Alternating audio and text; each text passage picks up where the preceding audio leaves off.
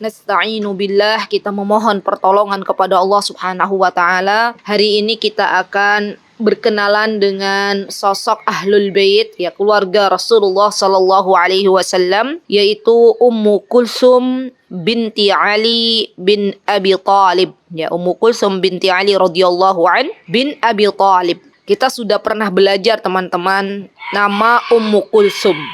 Tapi berbeda dengan Ummu Kulsum yang sekarang akan kita bahas. Kalau yang pernah kita pelajari itu adalah Ummu Kulsum putri Rasulullah sallallahu alaihi wasallam, putri dari ibunda kita Khadijah binti Khuwailid dan adik dari Ruqayyah, Zainab, serta saudara dari Fatimah radhiyallahu anha. Nah, hari ini yang akan kita pelajari adalah Ummu Kulsum putrinya Fatimah radhiyallahu anha. Jadi cucunya Rasulullah sallallahu alaihi wasallam, dan beliau masih termasuk dalam Ahlul Bait, ya, keluarga Rasulullah sallallahu alaihi wasallam. Kalau kita lihat nasab beliau, maka kita bisa melihat nasab beliau adalah Ummu Kulsum binti Ali bin Abi Thalib bin Abdul Muttalib bin Hisham al-Hashimiyah. Ya, jadi masih keluarganya Rasulullah SAW. Ummu Kulsum binti Ali, Ali bapaknya, Abi Thalib kakeknya, Abdul Muttalib itu mbah buyutnya, ya,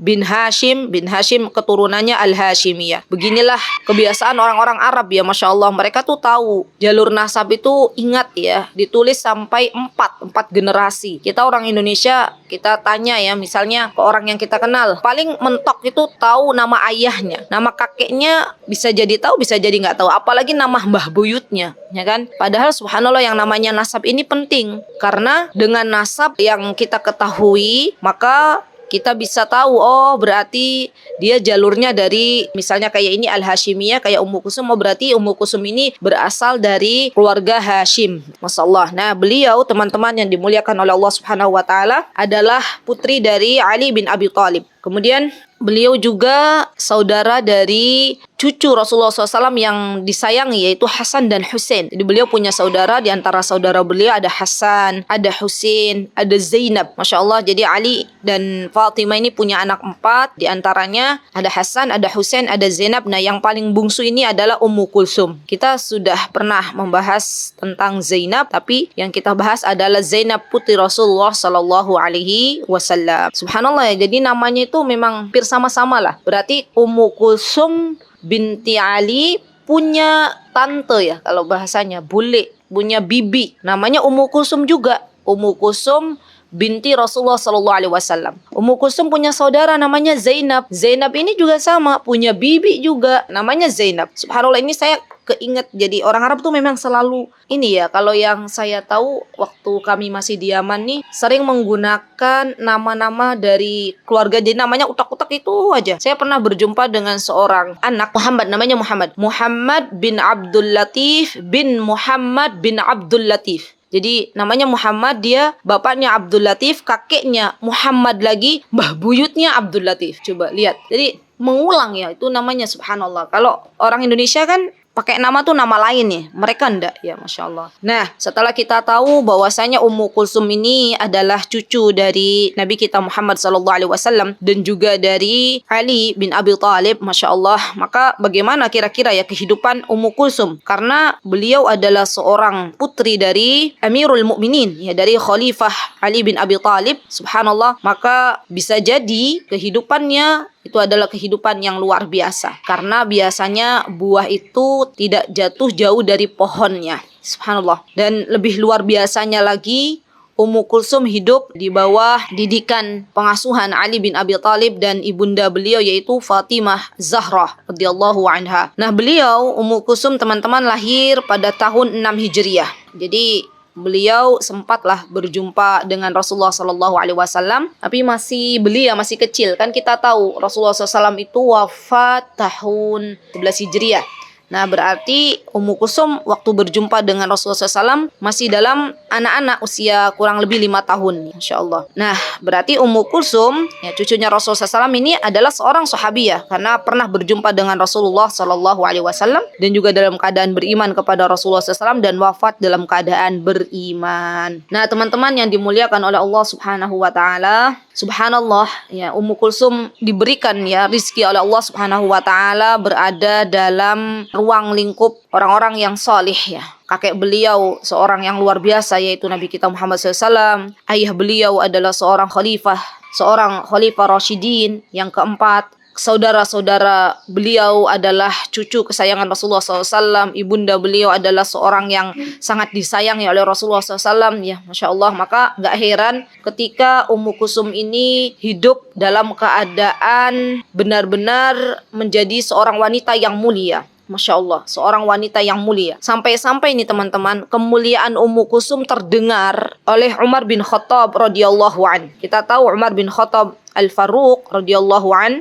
beliau adalah seorang khalifah Rasyidin yang kedua. Ketika tahu bahwasanya Ummu Kulsum memiliki kemuliaan yang tidak dimiliki oleh wanita lain, maka ketika itu Umar datang ya kepada Ali bin Abi Thalib untuk melamar putri tercintanya itu Ummu Kulsum. Subhanallah teman-teman. Dan Umar radhiyallahu an, beliau ingat dengan apa yang disampaikan oleh Rasulullah sallallahu alaihi wasallam. Kata Rasulullah SAW, semua nasab, semua sebab itu akan terputus pada hari kiamat kecuali sebabku dan nasabku. Maksudnya sebab ini adalah misalnya dari pernikahan, baik itu menantu ataupun mertua, semuanya akan terputus pada hari kiamat kecuali yang nasab atau yang ambil asbab dari Rasulullah Sallallahu Alaihi Wasallam. Maka Umar pun ingin mendapatkan kemuliaan ini dan akhirnya Umar pun melamar ya Ummu Kulsum. Awalnya teman-teman, Ali bin Abi Thalib tidak meridhoi pernikahan Umar karena ketika itu keadaan Ummu Kulsum masih sangat-sangat kecil, ya masih sangat kecil dan subhanallah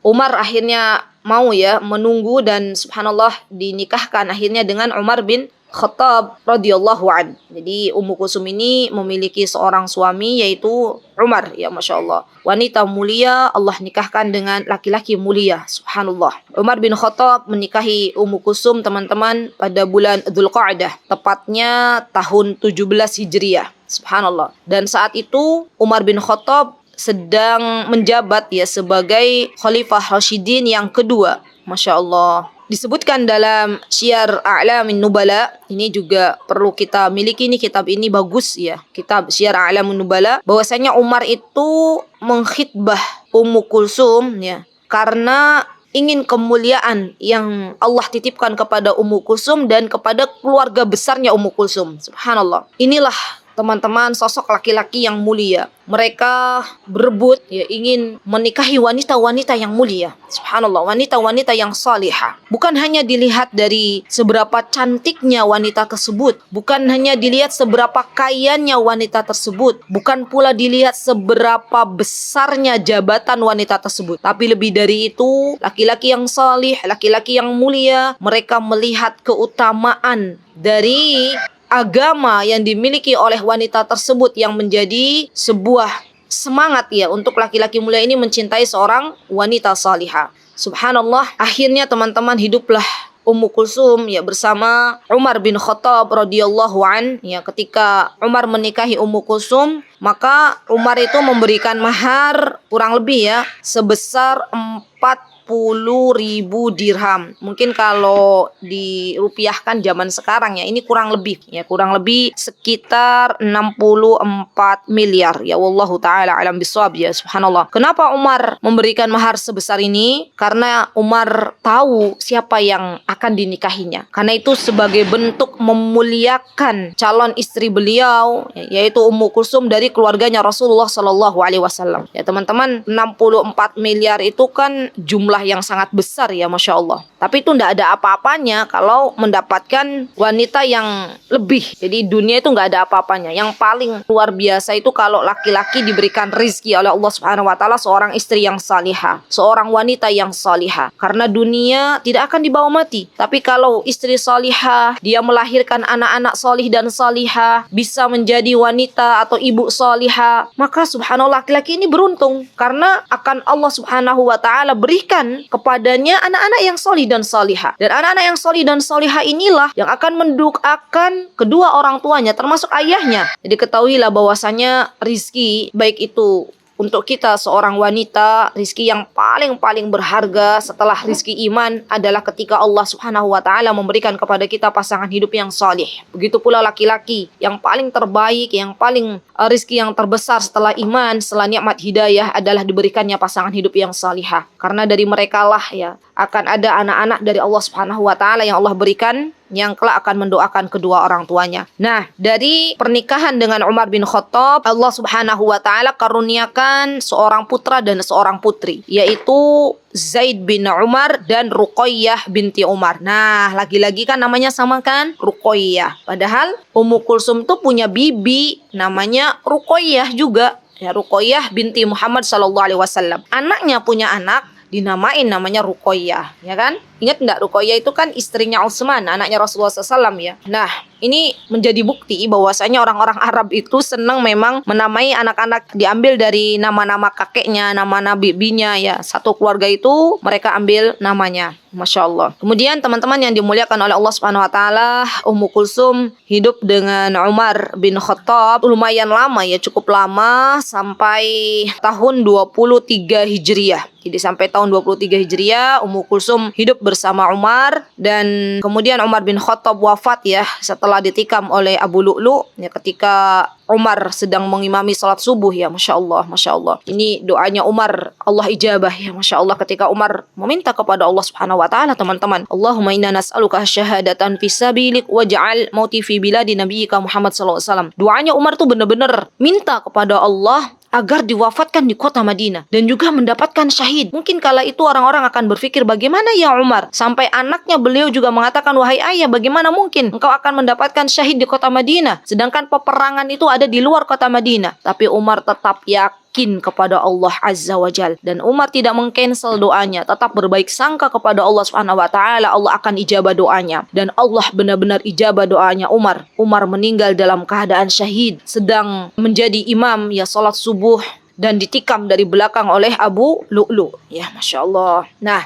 subhanallah teman-teman, ada sebuah kisah yang sangat menggelitik hati saya ketika Ummu Kulsum hidup bersama Umar, dan ini bisa kita jadikan sebagai motivasi untuk kita bahwasanya dulu ya Umar bin Khattab ketika beliau menjadi Amirul Mukminin dan Ummu Kulsum menjadi istri beliau ya, berarti ibu negara kan kalau Umar bapak negara ya. Mereka itu suatu hari ya, Umar subhanallah seperti biasa beliau berkeliling di malam hari ya. Ini sudah menjadi kebiasaan, Masya Allah. Radhiyallahu an, semoga Allah Subhanahu wa taala meridhai Amirul Mukminin Umar bin Khattab karena beliau adalah seorang pemimpin yang sangat-sangat luar biasa ya. Ada pemimpin masih ronda, masih keliling melihat kondisi rakyatnya, apakah ada kekurangan ya dalam rakyatnya, apakah ada sesuatu yang dibutuhkan oleh rakyatnya. Itu beliau keliling, Masya Allah, Masya Allah ya, subhanallah. Semoga kita berdoa ya teman-teman, selipkan doa-doa kita, semoga Allah Subhanahu wa taala kelak menganugerahkan kepada kita rakyat Indonesia yang tercinta ini seorang pemimpin seperti Umar bin Khattab ya, dimana tidak ada satupun yang merasa kekurangan dari rakyatnya. Subhanallah, apapun yang dibutuhkan oleh rakyatnya maka Umar sigap untuk memenuhi kebutuhan rakyatnya. Di antaranya ketika Umar sedang keliling malam ya teman-teman, kemudian Umar tiba-tiba beliau bertemu dengan seorang laki-laki yang sedang duduk di depan rumah ya. Kemudian laki-laki itu tidak tahu kalau yang di hadapannya adalah Umar bin Khattab. Jadi beliau seorang laki-laki Badui ya. Kemudian sempat beliau itu mengeluhkan ya Umar bin Khattab di depan Umar bin Khattab dan mengatakan bahwasanya saya itu sedang membutuhkan sebuah bantuan ya, sebuah bantuan dari Amirul Mukminin. Maka Umar tidak lantas mengatakan, iya saya ini Amirul Mukminin, tidak. Ya Umar tetap menjadi seorang Umar ya, mengatakan apa kebutuhanmu. Kemudian laki-laki ini mengatakan, saya punya seorang istri di dalam gubuk, di dalam rumahku sedang kondisi mau melahirkan ya, mau melahirkan di dalam rumah nih teman-teman, mau melahirkan di dalam rumah. Maka Umar pun langsung tanpa basa-basi ya, langsung pulang ke rumah menemui istri beliau yaitu Ummu Kulsum. Kemudian Umar mengabarkan kepada Ummu Kulsum, wahai Adinda gitu ya. Bahasanya kalau zaman sekarang kan bilang ke istrinya, wahai Adinda, wahai istriku tercinta, maukah engkau pahala dari Allah Subhanahu wa taala dengan membantu orang lain gitu ya. Maukah engkau mendapatkan kemuliaan di sisi Allah Subhanahu wa taala. Masya Allah ya, luar biasa ini.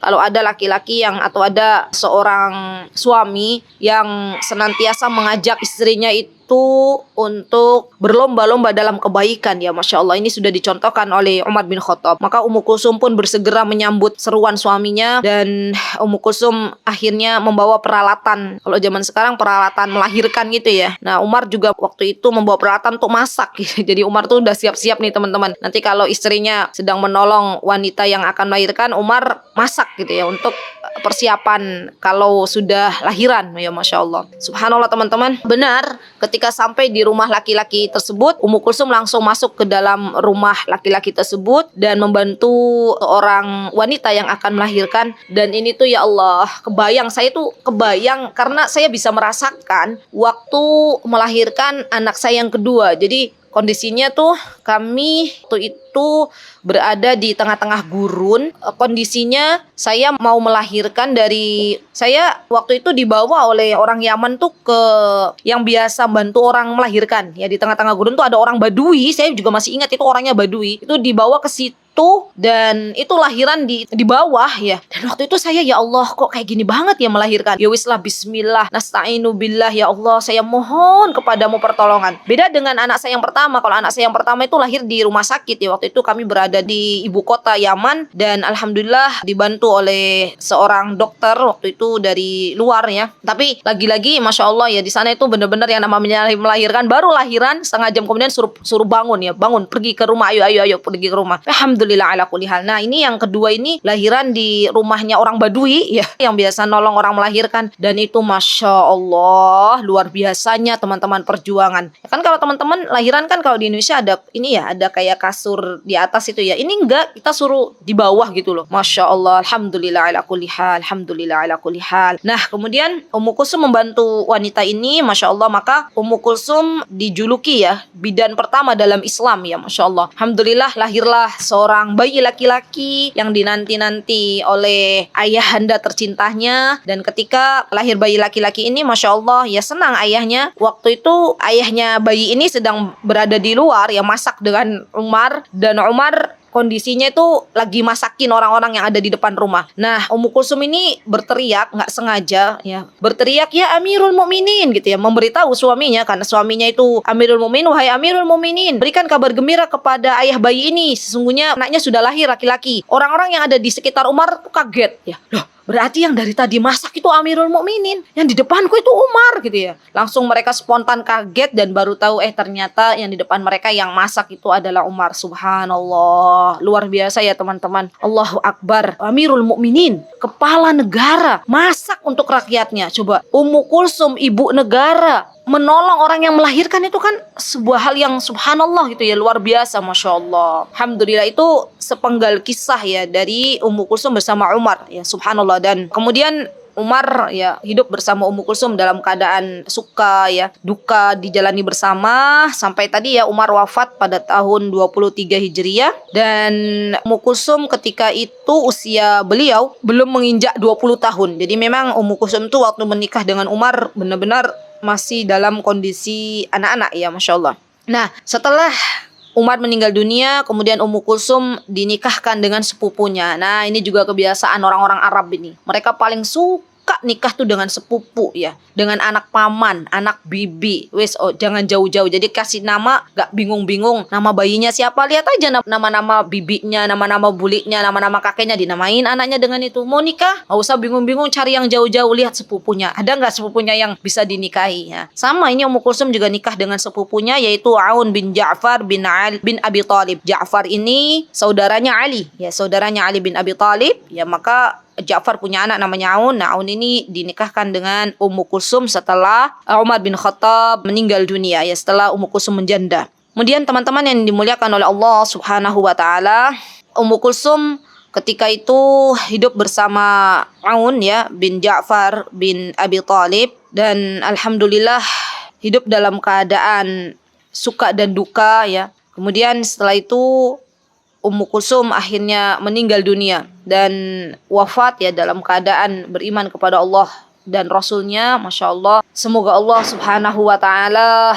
meridhoi Ummu Kulsum ya. Karena ketika Ummu Kulsum wafat, Masya Allah, di antara yang menyolatkannya adalah putra-putra beliau, yaitu Zaid ya bin Umar, Abdullah bin Umar ya. Masya Allah, telah meninggalkan banyak kisah yang luar biasa ya Ummu Kulsum di dalam kehidupannya. Baik, khawati fillah rahimani wa rahimakunallah, mutiara hikmah yang bisa kita ambil di kesempatan yang berbahagia ini. Yang pertama adalah apapun jabatan yang Allah Subhanahu wa taala berikan kepada kita, apapun amanah yang Allah berikan kepada kita, maka jadikan amanah tersebut sebagai sebuah hal yang perlu kita prioritaskan, karena setiap amanah itu akan dimintai pertanggungjawabannya oleh Allah Subhanahu wa taala. Ya kullukum ra'in wa kullukum mas'ulun an ra'iyatihi. Sebagaimana Umar, beliau diamanahi oleh Allah Subhanahu wa taala, diberikan amanah sebagai Amirul Mukminin, dan Ummu Kulsum sebagai ibu negara. Mereka berdua telah menyelesaikan ya amanah tersebut dengan baik. Subhanallah.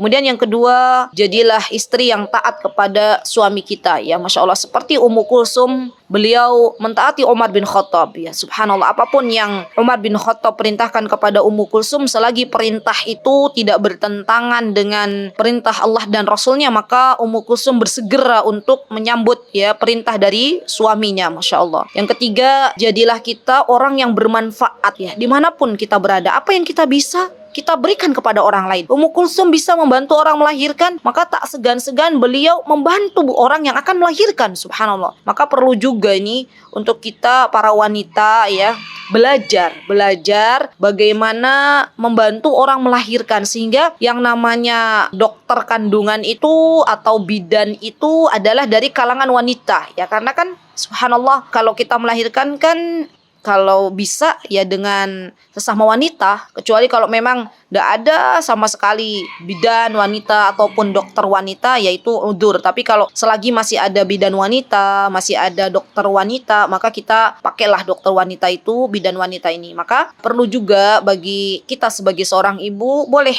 menawarkan kepada anak-anak kita, mau nggak jadi bidan ya. Masya Allah loh, itu kayak Ummu Kulsum, itu bidan pertama dalam Islam. Mulia bidan itu, melahirkan atau membantu melahirkan orang-orang yang akan melahirkan. Dan subhanallah, selagi masih ada orang menikah, selagi masih ada anak-anak yang akan dilahirkan, bidan ini luar biasa ya, Masya Allah, memberikan banyak manfaat. Jadi jangan sampai kita meremehkan profesi seorang bidan ya teman-teman, karena sesungguhnya mereka memiliki jasa ya, Masya Allah, membantu orang-orang melahirkan. Masya Allah. Dan yang selanjutnya, yang keempat adalah tetaplah bersabar ketika takdir Allah berkata harus menjadi seorang janda seperti Ummu Kulsum. Dan subhanallah, Ummu Kulsum beliau ridho dengan ketetapan Allah ya, suaminya syahid dan Allah Subhanahu wa taala mengganti dengan suami yang baik ya, yang lebih baik. Masya Allah. Dan terakhir, semoga kita bisa mencontoh sosok Ummu Kulsum. Beliau adalah seorang wanita atau seorang ibu yang sangat luar biasa, yang bisa menjadi panutan bagi anak-anaknya, yaitu Zaid dan Ruqayyah. Wallahu ta'ala alam bisawab. Kesempurnaan hanya milik Allah Subhanahu wa ta'ala. Kekurangan milik saya pribadi, saya mohon maaf yang sebesar-besarnya. Barakallahu fi kunna jami'an. Semoga Allah Subhanahu wa ta'ala memberikan kepada kita waktu yang barakah, kelancaran dalam segala aktivitas kita, dan semoga Allah menerima semua amal ibadah kita. Aqulu qouli hadza wa astaghfirullah li wa lakum wa akhiru da'wana anil hamdulillahi rabbil alamin. Wassalamualaikum warahmatullahi wabarakatuh.